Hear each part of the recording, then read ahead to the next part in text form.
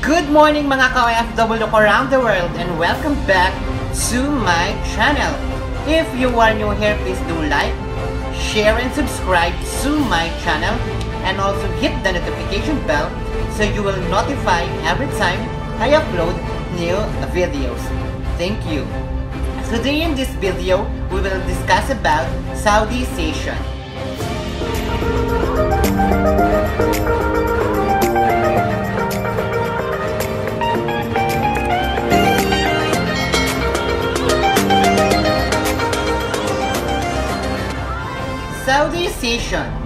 Saudization, officially known as Saudi Nationalization Scheme or NITAGAT, is the newest policy of the Kingdom of Saudi Arabia implemented by its Ministry of Labor and Social Development.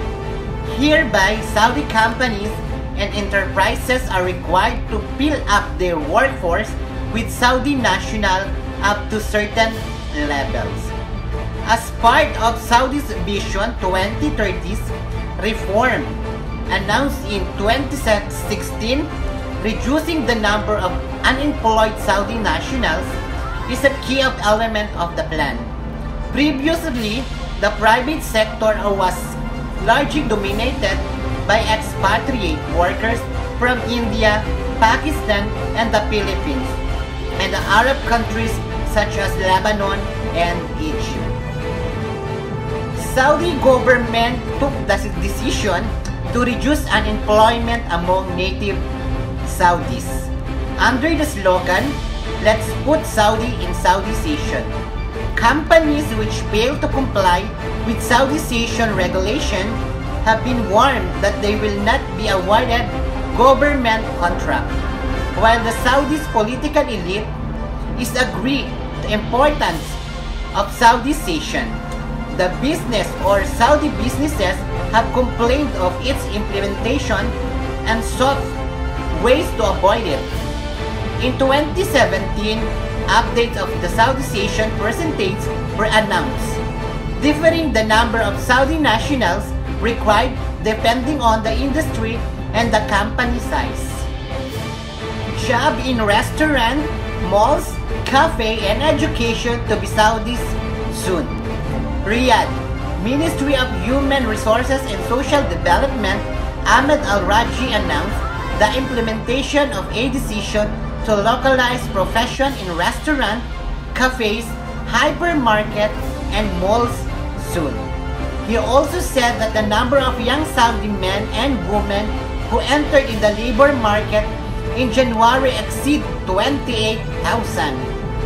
We were targeting all sectors, activities, and professions, and we will invest in all opportunities so as to enable the sons and the daughters of the country to take jobs. We will soon implement a decision to localize and legal and education profession also. Al-Raji made the remarks during his meeting with a member of the National Committee for Contractor and National Committee for Consulting Profession. A study has been completed to improve the status of occupational security and safety personnel working on companies' contract in ministries and quasi-governmental entities, in addition to contractors with the private sector, and set a minimum wage for them, he said. The minister said that Saudization Initiative program in the year 2019-2020 have been achieved excellently resolved, as more than 420 citizens have been joined the labor market. The number of Saudis who joined the labor market in January exceed 28,000 young men and women through the branches of Hadaf and Takat, Employment Center and Employment Support and Empowerment Program. We have worked for formulating with the private sector establishment through many workshops in order to improve the Saudi's labor market environment, raise and efficiently and make it line with a global market or global labor markets in terms of attractiveness, high competitiveness, and attracting skilled worker, he added. In other news, expat with expired ikamas can register in Tawakalna.